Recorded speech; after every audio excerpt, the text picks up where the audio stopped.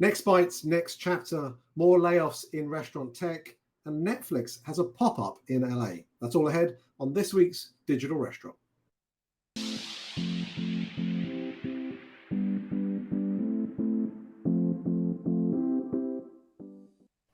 The Digital Restaurant works like this. We're going to ask each other 5 questions about headlines that affect the worlds of restaurants, off-premise, and technology that in some way tie back to our book series, Delivering the Digital Restaurant. Are you ready? Let's go.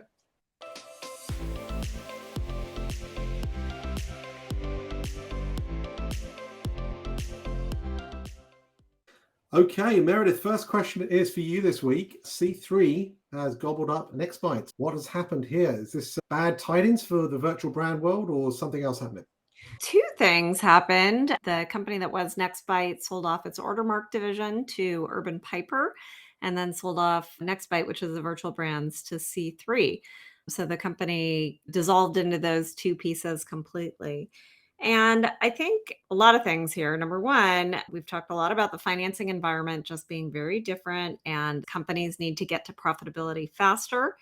And in many ways, this is just yet another consolidation among players to try to drive to that profitability as quickly as possible. But I think it says nothing about virtual brands, to be honest. You and I are very pro virtual brand. I think they have a huge place in our restaurant ecosystem. They help drive utilization for underutilized kitchens at off-peak times. They help change the cuisine types available for Americans very rapidly. They take advantage of many of the new digital and delivery technologies that didn't used to exist. For all of these reasons, I think virtual brands generally are good. I think we have learned over the last few years, and maybe now some of these things sound really obvious, but they weren't by any means when we started, that virtual brands have to have shared ingredient SKUs with the underlying host restaurant. We've learned that they have to have shared processes and shared stations using similar equipment, or they need to be so different that they can be completely isolated from the rest of the operation. But having something in the middle where you have a bunch of new SKUs and your team has to learn a bunch of new things and it's taking up space on your existing line, not so much. We've also learned that operational execution matters, and that's very challenging to do when you have a fragmented host base. And I think over time, what will happen here is we'll have the creation of ops tech that helps get execution be more consistent at these individual restaurants.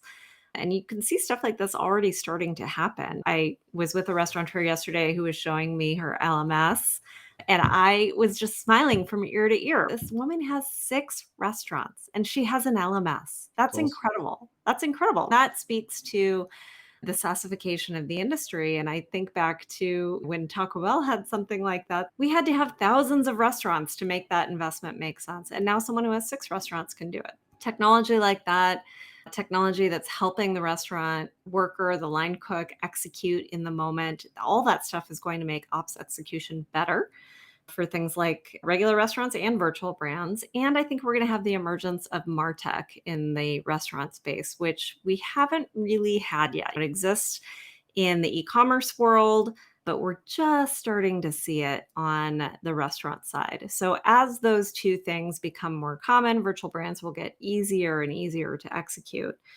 Now, some of you might be saying, this is what a restaurant does. The whole point of a restaurant is to balance the ops execution with the consumer reception of that item, right? In an ideal world, ops would always say we want it to be as easy as possible, and marketing would always say we want it to have as big of a wow factor as possible. And the job of any good restaurateur is to figure out how to balance those 2 things and bring them together so that they're giving the consumer something amazing that can be executed at scale and repeatedly. But I think what we learn here is that just as a regular restaurant does, so a virtual brand needs to do too. All right, the next question is for you, Carl. A new survey about delivery came out and it has some myth busting in it. Tell us about that. It does in a way. And first of all, thank you to Lisa Miller, who we were on a digital book club this week, weren't we? We shared a bit about both of our 2 books. Lisa Miller is a former VP of Innovation at Brinker and a former VP of Insights at Frito-Lay Pepsi. And now she is supporting through her own company lots of different consumer sentiment analytics. And every month, she does 1,000 surveys asking customers about their opinions about restaurants and retail and various different things. And recently, she's been digging into what customers think about delivery. And I think this is quite an interesting one because let me bring this up. I always like to have an image, Meredith. This is one of the images on our blog post here. And you'll see it's about the average amount of customers out of a 10 delivery occasions that is represented. We'll start in the top left-hand corner there, where it's saying 7 out of 10 customers start with a restaurant in mind. So they start with a brand in mind, which I think is really surprising, right? Most of us think most customers go onto a third-party marketplace. Most of them don't really know what they wish to order. And so to be able to see this, if they're thinking about having food delivered, there's a large proportion, at least of the 1,000 customers that she has spoken to, that have a brand in mind before they even choose which way to go. Now, if you break that down a little further and go further down into this here, you'll see that those folks that start with a third-party app but already know the restaurant, you'll see here it's 2 out of 10. And then similarly, when you're actually starting with a third-party app and then decide which restaurant, 1 out of 10. So I think it's interesting to see the split. She's got the Gen Z and millennials here. We don't necessarily see anything about Gen Xers and baby boomers and the like. So it'll be interesting to understand the distribution spread here. But I think this is really encouraging because if restaurants aren't investing in having first-party presence, this tells you they're missing out on some potential opportunities. And that consumers will really respond positively if you have a great first party experience. As we've often said, if you make it frictionless, easy to use, consumers do want to deal directly with the restaurant, which is great. Now, this next one wasn't so much of a myth buster for us because I think we've been talking about this for a while in the sense that I think consumers gave restaurants a bit of a buy through the pandemic in the sense that they have had a level of patience and forgiveness around the delivery experience. And what Lisa's called out in her second Mythbuster is that 18% of delivery users are saying it's not worth it anymore. And that actually frustrations are high, patience is low. And so when you've got 47% of customers saying that their fees have gone up too much, and that's up from 35% in April, I think what we're seeing now is not only the inflationary effect, but the fact that folks are feeling they're not getting as much value from what they expected. So that one stood out too. And then the last one I'll mention is about consumers. The myth was consumers only care about receiving their food, not who delivers it. And what Lisa reveals here is that consumers trust first-party restaurant delivery 3 times more than third-party platforms, which is, again, odd because many of those customers are being serviced perhaps through a third party, through the delivery component of it. So 52% of those 1,000 customers prefer first-party delivery to the 16% on third party. So pretty interesting. I encourage those folks that haven't checked out this article to have a look at it. And if you're interested in getting analytic support, then reach out to Lisa as well. Okay, before we move on to question 3, Meredith, I would love to invite our listeners, as ever, if they haven't already, to subscribe to our podcast, to give us a 5-star, because like restaurants, we like to get rated highly so that we keep coming back every couple of weeks and doing this. If you haven't subscribed, please do so. Hit the little bell so you're notified when we come out on YouTube. And of course, take a look at our digital restaurant newsletter on LinkedIn as well. That comes out the day after this on Tuesday. Okay, third question. Olo and Grubhub have given news about layoffs this week. More layoffs, I guess. It seems to be, we don't get through a podcast without talking about layoffs these days, Meredith. Is this a sign of the time? Should we be concerned? What's your reflection? Oh, goodness. Yeah, it was certainly a sign of the times. Yes, money's not as easy as it was. And that means that we all have to be very careful with our resources. So that is true. However, there's a lot going on here. The layoffs that we're talking about specifically are first with Olo, who laid off about 11% of their workforce. And I think that while that sounds pretty significant, and given all the other bad news that we're covering this week, one might wonder what's happening. For me, this one's really about repositioning. And I think this is smart, right? What got you here won't get you there. And Noah has done a great job talking about his future vision for the company and what it will be doing in terms of the digital entirety that I know we talk about a lot.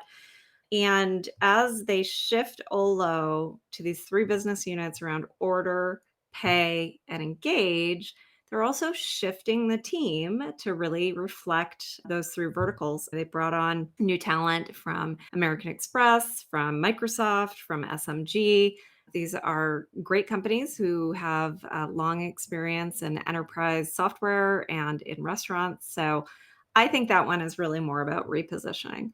Then the next set of layoffs came from news from Grubhub. They described it as a very competitive environment, and certainly they have been the biggest loser from the DoorDash wins in terms of market share. They've really lost a lot.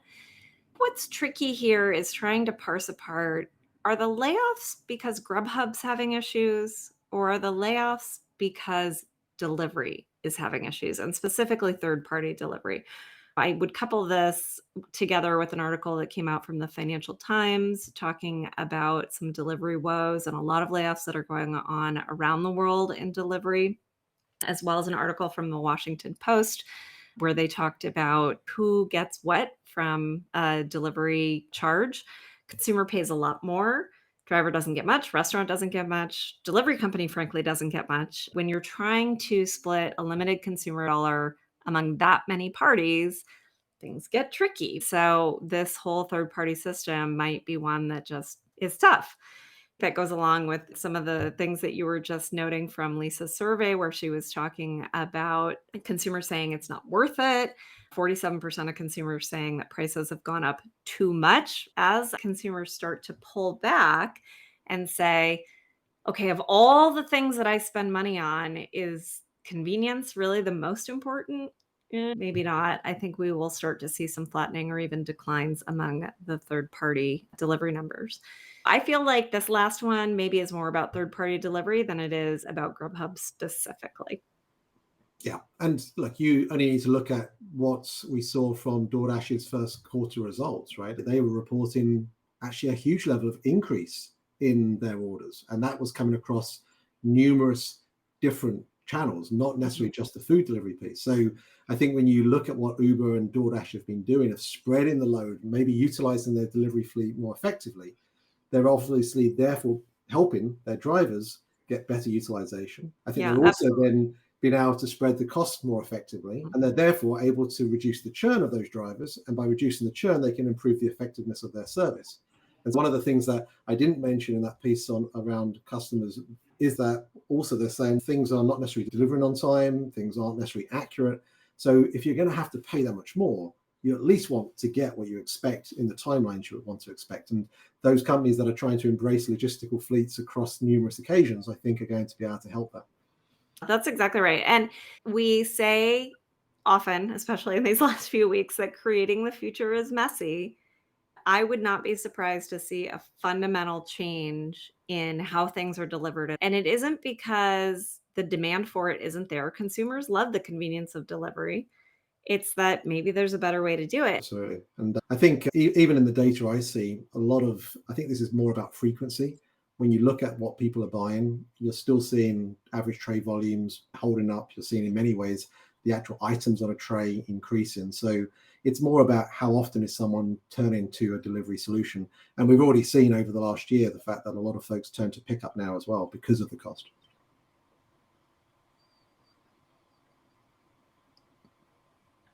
All right, Carl. So Netflix is opening a pop-up in LA serving their celebrity chef food, which sounds super fun. And we might have to take a field trip up to see, but tell us about it. I think that's a really good idea. Yes, it's a limited time pop-up called Netflix Bites rather, not bikes. That would sound weird. And it's opening up in LA. It's an amalgamation of dishes that have been showcased on shows such as Chef's Table, Iron Chef, featuring the dishes of some of the esteemed chefs on those shows, such as Rodney Scott or Curtis Stone. And they'll even be featuring drinks from the show Drink Masters as well. I read this and I thought, oh, finally, this is exactly what we've been talking about for ages now, that you're going to be able to sit down, watch one of these shows and get the item delivered to you. But no, this is actually going to be a sit-down tasting menu type of format at the Short Stories Hotel. And I think you can actually reserve the tasting menu for a $25 deposit. And the celebrity chefs aren't going to be present. So it's more about the dishes and celebrating them. And it's only going to be there for a limited period. But as Lisa Jennings calls out, as she was wrapping up this particular article, there's a lot of fun here that could be achieved. And I think the only missing angle for it is about having things delivered, which is where your show might have an edge, Meredith. Yeah, Um, exactly. Coming soon to you. And also, I think for me, it's a little bit like Netflix becoming Disney. Think of how Disney reinforces their media properties all around you with theme parks and cruise ships and clothes and all this whole lifestyle. And Netflix has some really amazing media properties, and being able to use those to reinforce a lifestyle and have the lifestyle then reinforce the show. That's exciting for us grown-ups maybe who have aged out of Disney. Yeah, I agree. But look, for me, I think this is an opportunity for the streaming companies to become a marketplace of sorts, right? You're sitting down, watching a show on Netflix, you're super impressed with the food. And then what appears in front of you is this immersive experience, which on your remote, you can click a button, have it added to your Netflix cart, and then delivered to your door, either maybe for tonight or for tomorrow. And I think if you can bridge TV and entertainment and food, that's a real differentiating component that I think Netflix and the others out there that are doing this could really think about. But maybe the sit down tasting menu as a start. We'll see what happens. Yeah, we'll bring you the remote control thing via Roku. I don't think Netflix is ready to get there. There you go. We're looking forward to it. And don't forget, there's a great English TV presenter I know that's ready for the opportunity. All right, let's finish up this week. The end of the latest Zume. It's a rather depressing digital restaurant podcast this week. I know. What's happened with Zume? Because we've told their story before, and of course, the latest iteration has also ended poorly, it seems. Yeah, I'm so sorry to be a bummer this week, everyone. There are some endings happening, and one of them is Zume. Of course, Zume had previously pivoted away from their pizza making vans and become a packaging company. And I actually thought some of their packaging was really neat. We had seen it at several different conventions and conferences. It was very focused on sustainability. It looked really good. But I think a couple things here. Number one, if you have a huge and ridiculous valuation and then you start a whole new business, it's really hard to grow into the valuation that you were already given from the prior business. So part of this might just be, again, the financing woes of the environment. But the second is they had said that they shuttered their plans to build a plant in California. And honestly, that just made me wonder, if I were going to build a plant anywhere in America, it probably wouldn't be California. That made me wonder if they were really focused on unit level economics and trying to get to a place where the business made sense. And ultimately, unit level economics matter. They matter in software startups, they matter in packaging, they matter in pizza making vans just as much as they matter in restaurants. And I think one of the things that's been very tricky here these last few years is that it feels like venture capital has come into our little industry and thrown unit level economics out the window and said, it doesn't matter if we lose money with every delivery. It doesn't matter if we lose money with every van. It doesn't matter, but it does matter, right? And ultimately, whatever you define the unit as has to make money. If it doesn't make money, you have to have a very clear plan for how eventually it's going to make money. And we in restaurants know this, and we don't build a second restaurant unless the first one is making money. I wonder if that's just because the unit is so clearly defined in restaurants. It's so obvious. I care about an individual order. I care about how those orders aggregate over a four-wall location. Whereas maybe in some of these other things, it's less clear what the unit is. I don't know. But Zume is no more. When I think about this one, it makes me think about that word pivot, because lots of startups have to pivot. In fact, in many ways, that's the success of a startup, is when you see a company pivoting. But also, I wonder, is an about turn completely different direction a pivot, or like a completely new business model? How much do you actually pivot towards a slight directional change? We're actually saying, is this better for us to start from a blank sheet of paper? Yeah, totally. Who knows? This might have been a great business if they had just started from scratch. Yeah. We're going to try our very hardest next week when we come back to speak to you, because we are going to find some more positive stories, right, Meredith? We're going to find some great stories that are happening out there, because obviously it's been a tough couple of weeks for the digital restaurant economy, but we're still very bullish about it, as should you be. And if you've got any thoughts as to some good articles that we can share, things that you're excited about for the future, or perhaps comments about what we've spoken about today, we'd love to hear from you. Please reach out to us. Please leave your comments below. But until next time, thanks for listening. The Digital Restaurant Podcast is available for you to follow and subscribe wherever you listen to your podcasts. Watch us, rate us, and subscribe to The Digital Restaurant on YouTube, and follow along on all our social media digital restaurant channels. Thanks for listening.